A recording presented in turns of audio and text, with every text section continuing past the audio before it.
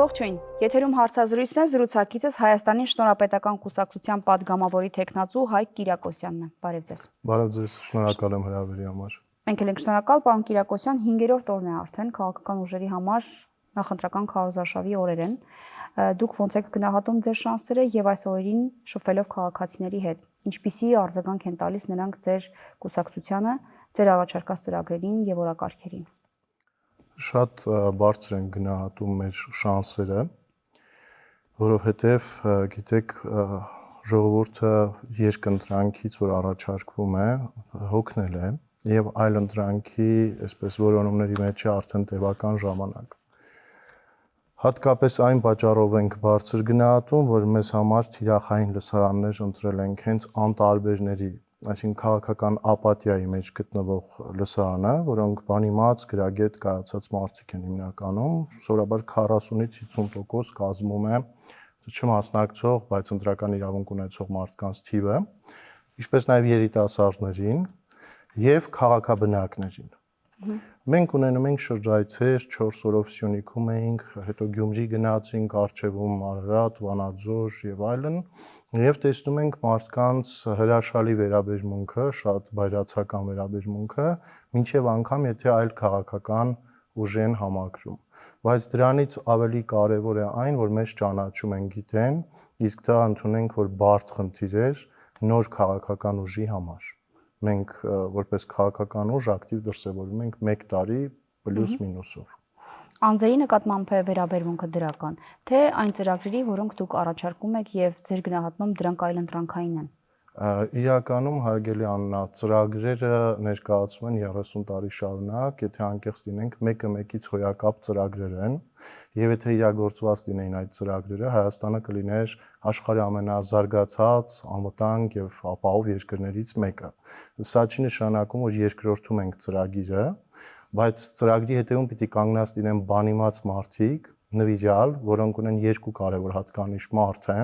մարդկային որակներ եւ մասնագիտական որակներ։ Հետեւաբար մեր քաղաքացիները դա չեն կարողանալու գնահատել, աշխատանքի պարագայում գուցե կարողանան գնահատել, բայց մինչ այդ իրենք պետք է գնահատական տան իրենց քվեով ձեր առաջարկած ծրագրին, որ հետո հասկանան բանիմաց մարդիկ են իրականացնում այդ ծրագրերը, թե ոչ։ Հաշվի առնելով նույն մտայնությունը, մենք պատասխանել ենք այս հարցին, որ մարդիկ այնուամենայնիվ որոշ չափով կարող են գնահատել, նայելով մեր հետագծին, այսինքն մենք էլ տարիներ շարունակ ապրում ենք Հայաստանում, գործում ենք եւ հաշվետու ենք մարդկանց առաջ, կապ չունի հանրային ենք եղել, թե սովորական քաղաքացի, արդյոք ներգրաված ենք եղել թալանի, կոռուպցիայի, ժողովրդի ունեցածը քամելու մեջ, թե ոչ։ Եթե մաքուր հետագիծ ունեն մեր քաղաքական ուժի առաջին դեմքերը, սա բավական խոսուն մի բան է։ Դա հետաքրքրում է մարդկանց։ Իհարկե հետաքրքրում է։ Այդպես են տեսնում այլ ընտրանք, որը կոպիտ ասած աղվեսը կամ աղվեսի պոչը չէ։ Բայց ձեր հարցին վերադառնալով նշեմ, որ երկուսն էլ խիստ կարևոր են՝ ծրագիր եւ թե ովքեր են կանգնած այդ ծրագրի հետևում։ Որտեւ ծրագրերը իրենք մնում են թղթերի վրա, մենք դա տեսել ենք։ Եթե չկան մարդիկ, ովքեր պատասխանատվություն են ստանձնում, ովքեր իսկապես նվիրյալներ են եւ ովքեր գոնե կիրթ են։ Այսինքն կիրթը լինում է խոսքից սկսած, վարքու ձևից սկսած, գաղափարներից, որոնք հնչեցնում են։ Կարելի է, չէ՞, մի սեղանի շուրջ գինի խմելիս տարբերակել, որ մարդը ինչ կրթական ցենզ ունի, անգամ առաջին հայացքից։ Որքան էլ թաքցնի, այնուամենայնիվ որոշ բաներ դառնում են ակնառու։ Դուք ասացիք, որ ձեր շանսերը բարձր եք գնահատում, դա ինչ է ենթադրում։ Դուք կհաղթահարեք անցողիկ շեմը եւ կհայտնվեք խորհրդարանում, դուք կհավաքեք մեծամասնություն, թե յուրաքանչյուր, ասում է, լավ զինվոր չի այն զինվորը, որ չի ձգտում դառնալ հրամանատար, որտեղ տրամաբանական է, որ զինվորի հետագծի վերջում պիտի լինի։ Բայց դուք ունեք շանսեր հրամանատար դառնալու։ Այո, գիտեք ինչ ունենք շանսեր, որովհետև որոշ քաղաքական ուժերի մեջ, ովքեր որ հավակնում են առաջին դիրքերի մեծամասնության, այնպիսի ժողովրդի խոսքով ասած գզվրտոցներ են տեղի ունենում, որ երկուստեք հարվածում են իրենց վարկանիշներին։ Մենք ոչ թե օգտվում ենք դրանից, այլ պղտոր ջրերը սկսում են պարզաջրվել եւ իրադարձությունները սկսում են զարգանալ օրերով, իսկ շուտով նաեւ ժամերով, մինչեւ հիմա շաբաթներով էին զարգանում։ Մենք մեր ասելիքը ասում ենք, մենք օգտվում ենք եթերային մեր հնարավորություններից, հանդիպում ենք մարդկանց հետ եւ սա աթոռակռիվ չէ։ Մեր բաժին պատասխանատվությունը ստանձնելու պահն է, երբ որ մենք հասուն ենք ու գիտակից այնքան, որ պատրաստ ենք դա անել։ Դուք պատրաստ եք երկիրը կառավարելու, դուք ունեք այդ ռեսուրսը։ Եթե վերցնենք, որ մեր երկիրը կառավարելու համար տեսնում ենք մեր ընտրացուցակում առաջին տեխնացուին, մարդուն, պարոն Գուրգեն Սիմոնյանին, ապա 35 տարի ասում ենք ամեն մարդ իր գործով պիտի զբաղվի, մատենադարանի լաբորանտից մինչև զավոդի պետ, կոպիտ ասած, բանասերից մինչև լրագրող ղեկավարներ ենք ունեցել, եւ հիմա հայ ժողովուրդը հնարավորություն ունի, որ քաղաքագետը զբաղվի քաղաքականությամբ եւ ղեկավարի երկիրը։ Իհարկե ունենք։ Արտակարգ թիմ է մեր շուրջ գտնում, ռազմական ոլորտից, սֆերային կառավարություն ունեք դուք գիտեք ով կարող է լինել ձեր հավանական պաշտպանության նախարարը, ստվերային քաղաքականությունը մի փոքր դավադիր է հնչում, այլ իմաստ կարող է ստանալ, բայց մենք այո իհարկե աչքի առաջ ունենք, բայց ոչ թե ունենք ծանոթ խնամի բարեկամ, այս մեկը ընկեր են, մյուսը եղբայր սկզբունքով, այլ դիտարկում ենք մինչև անգամ որոշ օղակներում Սփյուռքից մեր հայրենակիցներին ներկայացնելու։ Շատերն են այդպես ասում, պարոն Կիրակոսյան։ Շատերը չեն անում։ Լրիվ այլ բան է ցույց տալիս, որ լավ էլ ծանոթ բարեկամները ամենուր են։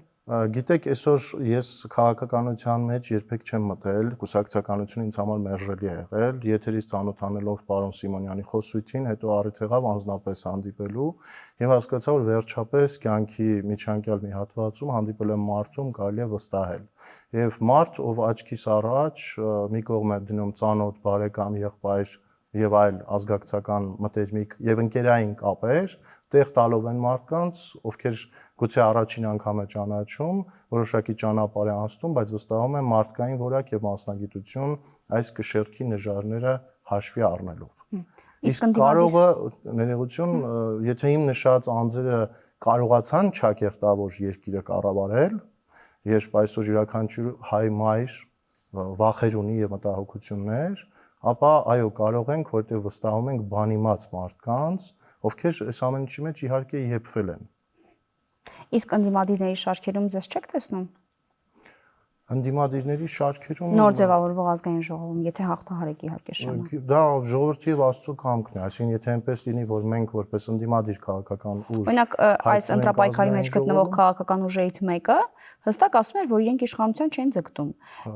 Հետաքրքիր է, բոլորն ասում են, որ իշխանության են ձգտում։ Օրինակ այդ քաղաքական ուժն ասում էր, որ դե մենք եկել ենք ոչ թե իշխանափոխության, այլ ընդդիմափոխության։ Նրանց հիմնական նպատակը, որ ընդդիմադիր դաշտում քաղաքական ուժերը եղած փոփոխվեն, այլ քաղաքական ուժեր հայտնվեն խորհրդարանում եւ որ այդ կերպ իրենք կարողանան իշխանությանը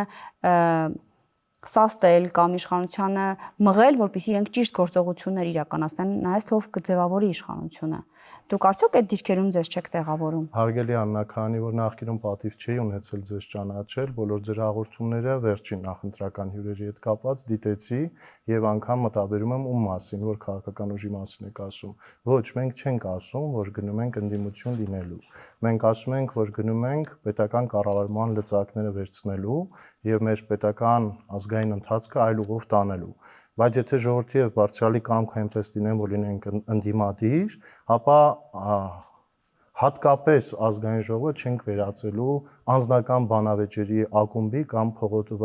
բակային բիսեդկա են ասում, ուրիշ բառերս չօգտագործեմ, բիսեդկայի, որտեղ մարդիկ զբաղված են զրուցարանների էստեղ։ Այո, ժողովրդի ազգի խնդիրները բարձրացնելով եւ լուծումներ տալով, այլ մեկը մեկին վիրավորում է, մեկը մեկին պիտակավորում է։ Ընդդիմություն լինելու պարագայում էլ հավատացած եղեք, մենք նոր մշակույթ ենք բերելու ազգային ժողով, երբեմն կրկեսային դեմքով հանդես եկող այդ ֆորմատը փոխելով իրական ազգային ժողովի։ Լավ, ծրագրային դետալների մասին խոսենք։ Անվտանգությունից սկսենք։ Դուք ինչ եք առաջարկում քաղաքացիներին։ Ոնց եք տեսնում Հայաստանի անվտանգային ապագան։ Անկեղծ ասած, պարոն Սիմոնյանը շատ ուժեղ է անվտանգային հարցերով եւ երեք հենց ձեր գործընկերոջ պարոն Պետրոս Ղազարյանի հյուրն էր, բավական ընդգրկուն անդրադարձել է, բայց ես իմ մասով կրթությամբ ես աստվածաբան եմ, ասեմ, որ ինձ համար էլ արդեն պարզ է։ Ռադիկալ փոփոխություններ պիտի լինեն, հաշվի առնելով աշխարհի ժամանակակից ընթացքը, երբ արհեստական բանականություն, ռոբոտոտեխնիկա, այս ամեն ինչը հնարավորություն են տալիս փոքրաթիվ ազգերին մարդկային ռեսուրսները փոխարինել ռոբոտացված միջոցներով։ Այո, 1 տարի պիտի լինի բանակը, բայց ամբողջ քաղաքասարակությունը պիտի պատրաստվածություն ունենա։ Մենք մեր ֆիզիկական վիճակից վստահ եմ ազգովի գոհ չենք, ընդհանրապես հետ ենք մնում մյուս ազգերի ֆիզիկական պատրաստվածության։ Պատերազմի ժամանակ մոբի կազմակերպվածությունը, որ հիշեք, ձեր ասածն էլ։ Այո, ցավոք այդպես է։ Եվ պրոֆեսիոնալ բանակ, իհարկե անվտանգության հարցը լուծում են նաև ռազմավարական դաշինքներով, զինտեխնիկայով, ինչքան ուզում են մեզ համոզեն, որ ռազմաարդյունաբերություն հնարավոր չէ այստեղ լրջորեն զարգացնել, մենք պնդում ենք, որ հնարավոր է, հատկապես որ ժամանակակից ռազմաարդյունաբերությունը նաև փոքր տիպի, բայց շատ արդյունավետ զինտեխնիկաների մասին է։ Փոքր դրոններ, փոքր ռոբոտային համակարգեր եւ այլն, որոնք արդեն համապատասխան մասնագետները պիտի ուսումնասիրեն եւ այդ առումով մեր շարքերում կան նաեւ ռազմական ոլորտի հրաշալի մասնագետներ, ովքեր վերապատրաստվել են արտերկրում, ինձ հայտնի մասնավորապես Միացյալ Նահանգներում եւ նաեւ կռվին մասնակցած մարդիկ, չնայած ինքը պարոն Սիմոնյանը եւս իր հայրիկի հետ մասնակցել է 20 թվականի պատերազմական գործողություններին։ Այսինքն դուք առաջարկում եք 1 տարվա զինվորական ծառայություն, պարտադիր։ Այո։ Առաջարկում եք ունենալ պրոֆեսիոնալ բանակ, իսկ պրոֆեսիոնալ բանակ նկատի ունեք պայմանագրայինների ծառայությունը։ Պայմանագրայինների ծառայություն, բայց այն չէ, ինչ որ եղել է այս 30 տարիների ընթացքում։ Պայմանագրայինները հաճախ լինում էին ոչ պրոֆեսիոնալ, այսինքն իրենք պիտի որոշակի հատուկ քննական տեստավորման կարգ անցնեն, իրենց տիրապետել է այս կամ այն։ Այսինքն ատեստավորումը, որ ներկայում կա պահպանելու եք, չեք փոխելու։ Ինչը։ Ատեստավորումը բանակում։ Չենք փոխելու, բայց պիտի ձևից անցնենք բովանդակության։ Դա ո՞րն է։ Բովանդակությունը, երբ որ մենք հասկանում ենք, օրինակ միջազգային նման գործընթացների ներգրավվածությամբ, երբ որ դինում են, չէ, ռազմական տարբեր հանդիպումներ, մերոնց պատրաստվածությունը, այսպես ասած, առաջին տեղերում է։ Շեշտը պիտի դրվի քանակի փոխարեն որակի վրա։ Մենք փոքրաթիվ ազգ ենք, մեր յուրաքանչյուր զինվորը մեզ համար պիտի լինի անգին։ Ժողովրդի մեջ անգամ մի արատավոր խոսք կար տարածված, ասում էին առաջին շարքերում կանգնածները մսացու են։ Դուք էլ հավանաբար լսել եք։ Ինչպես կարելի է այս բառը արտահայտությունը օգտագործել հայ զինվորի վերաբերյալ, հայ զինվորի մասին, այն էլ 21-րդ դարում, երբ ամբողջ սահմանը կարող է լինել։ Բայց դրա համար միջոցներ են պետք։ Կասեք, ո՞նց եք պլանավորել եւ ծրագրի հիմքում ինչ հաշվարկներ, ինչ միջոցներ ու գործիքներ եք դրել, որ ձեզ կբերեն այն ֆինանսական հոսքերը, որ կստեղծեք ձեր ասած բանակը։ Այսինքն, այս պարագայում հարցը տնտեսական ոլորտի մասին է։ Ես ցավով տարիներ շարունակ տեսնում եմ, որ որևէ կերպ չի հանրահռչակվում մեր տնտեսական առաջիկա պլանը, մենք որ ուղղությամբ ենք գնալու եւ անելիքները հետեւյալն են. հրավիրել խոշոր գործարարներին մի սեղանի շուրջ, իրենց տալ համապատասխան արտոնություններ, որ նախ բարձրացնեն իրենց արտադրանքի որակը, հասցնելով եվրոպական ստանդարտների եւ ամեն կերպ կանգնել իրենց թիկունքին, այսինքն այդ արտոնությունները տալ, որպեսզի իրենք դառնան արտահանողներ։ Բոլորիս համար պարզից էլ պարզ է, պետությունը, որը միայն ներմուծում է եւ չի արտահանում, չի կարող տնտեսապես լինել զորեղ, եթե իհարկե հանք չի վաճառում։ Հանքերից խոսեցինք, հանքարդյունաբերությունը, գիտեք, մենք բենզամոլիբդենային մեր հնարավորությունները օգտագործում ենք նվազագույն չափով։ Եթե պետությունը որոշակի ներդրումներ անի եւ վերամշակման ավելի առաջավոր փուլերի անցնենք, այն ինչ որ պիտի արտահանենք կամ վաճառենք, լրիվ այլ արժեք կունենա, այլ գին կունենա։ Բացի դա, հնարավորություն տալ, որ Սփյուռքը իրեն իսկապես ապահով զգա։ 2018-ին մենք ունեինք համաժողովրդական ոգևորություն, տրամադրությունների այսպես պիկներ եւ մարդիկ պատրաստվում էին հսկայական ներդրումներ անել։ Որևէ մեկի բոստանը քարջ չնետելով ասեմ, որ բացի սուբյեկտիվ հանգամանքներ արանքում ընկավ կորոնավիրուս, արանքում ընկավ պատերազմ, արանքում ընկավ որոշ քաղաքական ուժերի ապիկարության դրսևորումներ եւ ունենք այն, ինչ ունենք։ Մեր Սփյուռքին իհարկե մենք չենք դիտում որպես մեծ դրամապանակ, բայց Սփյուռքը պիտի հասկանա, որ իր թիկունքին կանգնած է պետություն, որ յուրաքանչյուրի շահերի ուրեմն շահառուն է եւ յուրաքանչյուրի համար Սփյուռքի ռեսուրսը ներգրավելու, ո՞նց եք բերելու այդ ներդրումները, ո՞նց եք համոզելու։ Տնտեսական փորձը ռեսուրս է։ Իրենց կարողությունները ռեսուրս են։ Գիտեք, այստեղ Սփյուռքից մարդիկ կան, արդեն տարիներ շարունակ, որոնց պապիկը ասել է կգնաք ձեր գորգագործական արտադրությունը կհիմնեք Հայաստանում, իմ երազանքն է, որ Հայաստանում էլ այս գորգերն արտադրվեն եւ իրենք թեպետ տասնյակ տարիներով ապրել են արտերկրում, պապիկի երազանքը կատարելով հիմա այստեղ գորգագործական ընկերություն ունեն, որը եւ աշխատատեղ է ապահովում եւ հսկայական ֆինանսների հետ կապ ունի։ Տալ հնարավորություն, որ հայ մարդը իր գործը, իր գործարարությունը այստեղ կառուցի, այստեղ անի։ Երևանից դուրս են գալիս, որ գնանք մի քաղաք, մի գյուղ, աճ եւ ձախ ամայի տարածքներ են։ Էլ չասեմ խորհրդային միության շենքերը, որոնք չես իմանում ում են պատկանում եւ ինչի են աստիճանաբար փուլ գալիս, բայց չեն տրվում թեկուզ ուսանողներին, որ ստարտափներ իրականացնեն։ Դրան գումարած մեր դաշնակիցներին ասենք բերեք այստեղ, դնենք արտադրություն։ Մենք ունենք որակյալ մասնագետներ, մեզ մոտ միայն մեխանիկական աշխատուժը չի, այսինքն կարող եք ինտելեկտուալ արտադրության հույսեր կապել մեզ հետ եւ պետական աջակցությամբ ու հոգացությամբ դրանք արդարացնենք։ Այսինքն հանքեր, մարդկային ռեսուրս, դեմոգրաֆիական պատկերի փոփոխություն, ուղղակիորեն կապ ունի տնտեսության հետ, որքան շատ մարդ կա որևէ երկրում, իհարկե խելացի մարդիկ, այնքան տնտեսապես այդ երկիրը ավելի հզոր է։ Եվ կարող ենք անցնել տնտեսության հետ ուղղակիորեն կապված կրթությանն ու գիտությանը։ Եթե չունես կրթություն ու գիտություն, այն դրսի գործընկերներին ոչինչ չես կարող առաջարկել։ Այսօր տեսնում ենք ամեն առաջատար ընկերությունում հնդիկ մասնագետներ են լծված, աշխատում են, իրենց գործն են անում։ Ես նկատի ունեմ Հայաստանում առաքման ծառայության մեջ գտնվող հնդիկներին։ Ինչն է խանգարում, որ հայերը լինեն արհեստական բանականության ոլորտում, նորագույն տեխնոլոգիաների ոլորտում, ստարտափների ոլորտում ուղղակի պայմաններ տալ, անգամ պետությունը կարող է կոմունալ վճարներ, տարածք անվճար գիտությունը խրախուսելու համար քաղաքական ուժ կա, որ ասում է կամ քաղաքական ուժեր կան, որոնք ասում են, որ իրենք ծննդրվելու պարագայում իրենք բուհական կրթությունը կդարձնեն անվճար։ Օրինակ դուք ինչ եք խոստանում այս ոլորտում։ Գիտեք, ես լսել եմ ձեր հաղորդումները, խոստանում բառը ինձ մոտ առաջացնում էր նույն զգացողությունը, ինչ որ առաջացնում է ժողովրդի ճնշող մեծամասնության մոտ։ Ճիշտ է, գիտեմ, որ վերնագիրը լինելու է մեր քաղաքական ուժի խոստումները, բայց այս պահին փորձեմ կանխել, հետո արձագանքեմ ձեր հարցին։ Մենք չենք գալիս ժողովրդին խոստումներ տալու։ Հայաստանյան քաղաքական իրականության ամենաարատավոր բաներից մեկը դա խոստումների շուկան է, խոստումների առուծախը ու խոստումների չավարտվող շղթան։ Մենք գալիս ենք խնդիրներ բարձրացնելու, դրանց լուծումները տալով, մեխանիզմներ համակարգեր բերելու եւ պատասխանատվություն ստանձնելու։ Ուղղակի խոստումներ կարելի է տալ, ամենակարևորը, ինչի ասացի որոշակի վանողություն, ժողովուրդը հոգնել է խոստումներ տվող քաղաքական ուժերից։ Դա ինձ ծրագիրն է ասում են։ Ծրագիրն ու խոստումը այլ բան է։ Տեսեք տարբերությունը որն է, հարգելի Աննա, ծրագիրը տալիս է հստակ խնդիր,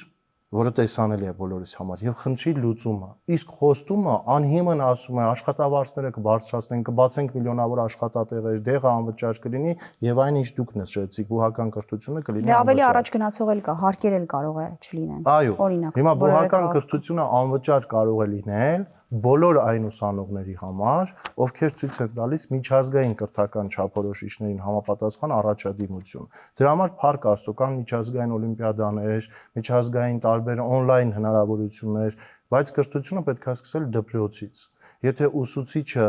այսպես ամպագորգոր երբեմն հայտարարում է ես 30 տարվա մանկավարժ եմ եւ 30 տարի ինքը իր առարկայի մեջ չի առաջադիմում,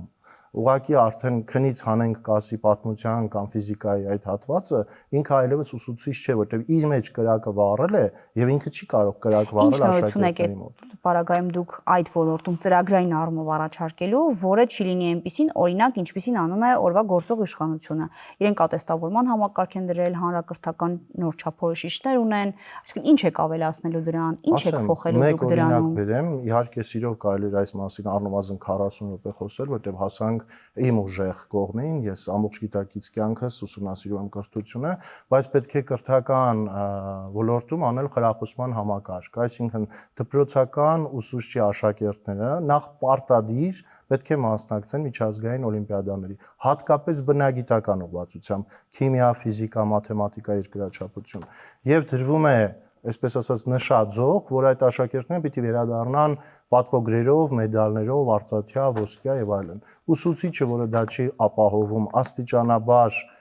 դիտվում է ոչ այնքան լուրջ, այսինքն վտանգում է իր հաստիքը ուսուցչի, իր կոչումը կասկածի տակ է դրվում, իսկ ուսուցիչը, որը դա ապահովում է, ստանում է խրախուսանք։ Ճիշտ այնպիսի խրախուսանքներ, որքան ամանորի նախաշեմին ստանում էին ազգային ժողովի падգամավորները։ Այդպիսի այդ չափերի խրախուսանք։ Դա ծրագիր է։ Այո, իհարկե ծրագիր է։ Խրախուսական համակարգ դնել կրթության մեջ, բայց ատեստավորումը չլինի։ Ատեստավորումը չի խանգարում սրան, բայց այսօրվա ատեստավորումը եւս ձև է, ոչ թե բովանդակություն։ ես կարող եմ 10 ուսուցիչների հետ ովքեր ատեստավորվել են, ոչ բնագիտական, հումանիտար առարկաներից զրուցել, այսպես ձայնագրվող զրույց ունենալ ու ատեստավորողին ցույց տալ, որ իր ատեստավորումը գրոշի արժեք չունի։ Դա մեխանիկական մի բան է։ Լավ, պարոն Կիրակոսյան, քաղաքական ուժերի կարևոր ու հիմնական շեշտադրումներից մեկը վերաբերում է խաղաղությանը։ Շատ հաճախ խոսույթը նաև ձևակերպվում է պատերազմի եւ խաղաղության մինչև։ Ես իհարկե ձեր առաջնորդի խոսքը սրա վերաբերյալ լսել եմ, բայց այդուամենայնիվ դուք ո՞նց եք պատկերացնում Հայաստանի խաղաղությունը եւ ձեր բացատրությամբ ո՞րն է այդ խաղաղությունը, որը կարելի է համարել դա։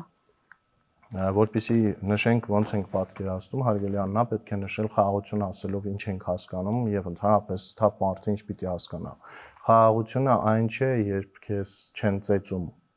Խաղաղությունը այն է, երբ քեզ վախենում են անգամ փորձել քո հանդեպ ոտնձգություն անել։ Հիմա հետադարձ հայացք նետենք, կա մի բան, որը թելադրում է մեր հակառակորդներին վախենալ Հայաստանից։ Վախենում են, երբ որ դու ուժեղ պետություն ես։ Ինչ խաղաղության մասին կարող են խոսել գործող իշխանությունները, երբ որոշակի քաղաքական սխալների արդյունքում, արտաքին դիվանագիտական սխալների արդյունքում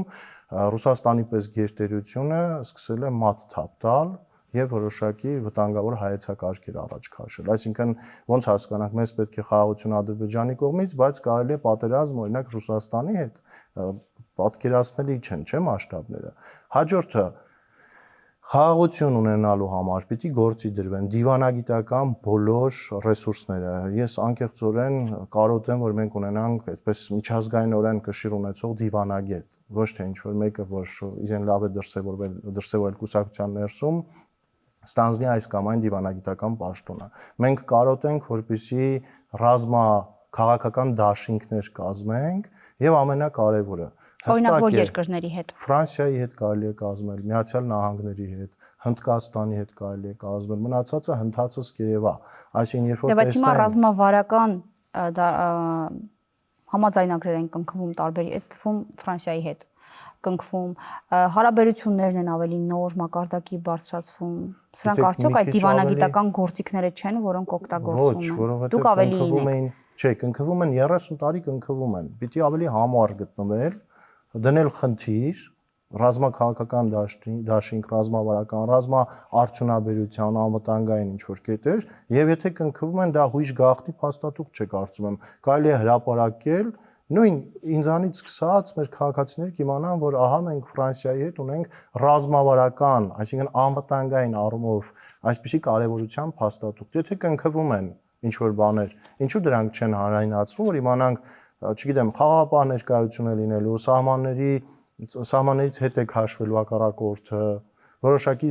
տեսակներ են այստեղ լինելու, մերոնք գնալու են վերապատրաստման ֆրանսիական ակադեմիաներում, պետություն համագործակցության արդյունքում։ Մենք տեղյակ չենք դրա մասին։ Լավ, Ադրբեջանի հետ հարաբերությունները ոնց եք դուք պատկերացնում, խնդրում եմ ելակետ ընդունել այն ամենը, ինչ ներկա դրությամբ կա։ Կան Ադրբեջանի հետ հարաբերություններ այն առումով, որ կողմերը փորձում են գործընթացն առաջ տանել, նախ ստորագրված փաստաթուղթը հասնել ստորագրման փուլին եւ սահմանազատում իրականացնել։ Դուք ոնց եք այս կետից պատկերացնում Ադրբեջանի հետ հարաբերությունները։ Այո, այս կետից, որովհետև պատմության մեջ լինում են կետեր, որոնք գոնե այդ պահին շրջադարձային չեն, եւ մեզ համար ոչ թե խաղաղություն ամեն գնով Ադրբեջանի հետ հարաբերությունների մասին եմ ասում, այլ խաղաղություն արժանապատիվ տարբերակով։ Սա նշանակում է, որ պետք չի գնալ ընդառաջ Ադրբեջանի բոլոր պահանջներին, սկսած մեր օրենսդրությունից, համանadrության մասին խոսեցինք։ Քիչ առաջ հաղորդման սկզբում ասում էիք, մենք այլընտրանքային երրորդ տարբերակի քաղաքական ուժի դիրքերում ենք մեզ տեսնում, բայց հիմա ասում եք խաղաղություն արժանապատիվ կերպով այդ եզրույթն օգտագործում են ընդդիմադիր դաշտում շատ քաղաքական ուժեր։ Ու վերջում էլ չեն բացատրում, երևի դուք էլ չեք բացատրի։ Ո՞րն է այդ արժանապատիվ խաղաղությունը։ Ուժերը հայերենում ինչքան ոսկեղենիկ ուրաշալի բառեր կան, սկսած նրանից, որ մենք այո ուզում ենք ունենալ եւ ուժեղ Հայաստան, եւ բարգավաճ Հայաստան, եւ լուսավոր Հայաստան, եւ ընդհանրապես ինչքան լավ բաներ կա, այդ ածականներով, մականներով սկսվող Հայաստան, ես չգիտեի անկեղծ ասած, որ քաղաքական ուժն է օգտագործում արժանապատիվ Հայաստան եզրը, բայց ինձ համար արժանապատիվը առանց քաղաքական բաների, կարգավիճակների եւ Հայաստանը առանց որևէ պիտակների։ Արժանապատիվ Հայաստան ասելով մենք պատկերացնում ենք, որ մենք էլ ունենք հաղթաթղթեր, եթե տեղափոխենք քաղաքականությունը սեղանի շուրջ ինչ-որ խաղի, ապա դու ինչի ես սեղանի շուրջ, եթե որևէ խաղաքարտ չունես։ Եթե քո քարերն ավարտել են շախմատի տախտակի մոտ կամ այլ խաղի մեջ, ինչու է սեղանի մոտ դեռ։ Եթե մենք սեղանի մոտ ենք, իդեպ խաղաղությունը մեզ համար ոչ ներկա իշխանություններն են ապահովում, ոչ էլ պարոն Ալիևը, ավելի լուրջ ուժեր կան, ովքեր բռնել են այն մարդու ձեռքը, ով ասում է Հայաստանն արևմտյան Ադրբեջան է, ով ասում է Զանգեզուրը մերն է, Սյունիքը մերն է։ Արժանապատիվ խաղաղություն նշանակում է բալանսավորված համաձայնություններ։ Եթե մենք ձեզ զիջում ենք այս հարցում, դուք էլ մեզ զիջում եք այս մյուս հարցում։ Դա երաշխավորով թե Իհարկե։ դեմ առ դեմ առանձին խոսակցության միջոցով Ադրբեջանի հետ։ Երկուսն էլ, եթե այդքան համարձակություն կա առանձին խոսակցության արդյունքում հասնել փոխզիջումների, փոխադարձ ընդունելի պայմանների, ուրեմն առանձին, եթե այդքան համարձակություն չկա, դուխները չի երիքում, պետք է անպայման ներգրավել արտաքին որևէ Հիմա ներկա իշխանությունները առանձին են վարում Ադրբեջանի հետ զրույցը։ Առանձին չեն։ Եթե մեզ առանձին թողնեն, ում երաշխավորությամբ են անում։ Իհարկե եվրոպական ուժեր։ Տրամպը ձեզ համար չասեց, ես Դա որպես կնքահայրը երաշխավորություն չի, դա ուղղակի ներկայություն է։ WhatsApp-ով նամակագրության մեջ են, հանգարց իրար նեղացրեք, WhatsApp-ով նամակ գրեք, ճանապարհը կոչվեց իր անվան նման անունով, այսինքն միջնորդություն չի նշանակում ամեն հանդիպման կողքը լինի նաև պարոն Տրամպը։ Նշանակում է, որ բան ենք ասել, մենք ձեր թիկունքին կանգնած ենք, դուք խաղաղություն եք փորձում հաստատել, գնացեք մնացած հարցերում իրար հետ լեզու գտեք։ Հիմա այդքանից հետո պետք է ունենալ համապատասխան համարձակություն, քաղաքական գիտակցություն, պետականաշինական մոտեցումներ, որպեսզի ամեն ինչ չփռենք սեղանին, ասենք մենք խաղաղություն ենք ուզում։ Հակառակ պարագայում խաղաղությունը դառնում է խայտարակություն, իսկ սրտիկը թարս պտտացրած դառնում է մարդու մարմնի մեկ այլ մաս։ Լավ, վերջին հարցը ամփոփ։ Աշխատավարձ, թոշակ, աշխատատեղեր ստեղծելու եք, բարձրացնելու եք, թե ոչ։ Աշխատավարձ, թոշակ եւ նոր աշխատատեղեր ստեղծելու եք, թե ոչ։ Նոր աշխատատեղերը սկսենք դրանից, որ ամենակարևորն է, որպեսզի աշխատավարձ Քաղաքական ուժ կա ասում է 45000 աշխատատեղ տարեկան կստեղծեմ, քաղաքական ուժ կա ասում է 300,000 աշխատատեղ կստեղծեմ, քաղաքական ուժեր կան, որ ասում են աշխատավարձներն ու թոշակները ներկադրությամբ, որքան որ կա դրանից 10-20,000 դրամով ավելի, հետագա տարիներին ավելի մեծ բարձրացումներով կապահովեմ, դուք ինչ կանեք։ Հարգելի Աննա, տաքսիով եկավ, հարորդն ասում էր, որ ստեղծում են, թող մինչև հիմա ստեղծեին, որ ընտրվեն, ինչ են սպասում, ընտրվեն, նոր ստեղծեն, հատկապես խոսքը գնում է միլիոնավոր կամ միլիարդավոր կարողություններ ունեցող քաղաքական ուժերի մասին, թող ստեղծեին, ասենք 500,000 աշխատատեղ եւ 500,000 հոգի կգնար իրենց կընտրեր, բայց թողնենք ուրիշներին, խոսենք մեր մասին։ Մենք պետությունը աշխատատեղեր ստեղծելու գործառույթը մի փոքր ավելի զուսպ է իրականացնում։ Հնարավորություն է տալիս մասնավորին, արտաքին ներդրողներ, ներսի, նույն սփյուռքի գործարաններն եւ իրենք ստեղծում են աշխատատեղեր։ Եթե մեզ համար աշխատատեղեր ստեղծելը օրակարգային խնդիր է, իսկ ցավոք այդպեսին է առ այսօր, ապա պետք է հնարավորություն տալ գործարարներին, որ ստեղծեն աշխատատեղեր։ Բայց աշխատատեղերը կարող են լինել արդեն Հայաստանում նաև on-line ֆորմատով։ Եթե մենք մասնագիտական ներուժը ավելացնենք, այսինքն այսօր գիտենք տարբեր IT մասնագետներ այստեղ չի իրենց գործատում, բայց ապահոված են նորակառույցներում տներ են գնում եւ այլն։ Մի քիչ պետքա փոխել մեր ժողովրդի հանրության մտածողությունը, որոնք սպասում են աշխատավարձների բարձրացման եւ այդ բարձրացումը միշտ լինում է ավելի պակաս, քան գների ուրեմն թռիչքն է։ Այսինքն այսպիսի խոստումներ տալու մեջ, իսկ այս խոստումների մասին արդեն իմ դիրքորոշումը արտահայտեցի, բավական արատավոր մի բան կա։ Փոխարենը մենք ասում ենք, երբ որ մասնագետները անցնում են գործի եւ հասկանում են, որ կա աղքատություն եւ մնացած խնդիրները, իրենք պատվով գլուխ են բերում այդ հարցերը։ Շնորհակալություն զրույցի համար։ Հաջողություն ձեզ քաղաքարշավում։ Շնորհակալ։ Զրուցակիցս Հայաստանի Շնորհապետական կուսակցության պատգամավորի տեխնացու Հայկ Կիրակոսյանն էր։ Կհանդիպենք։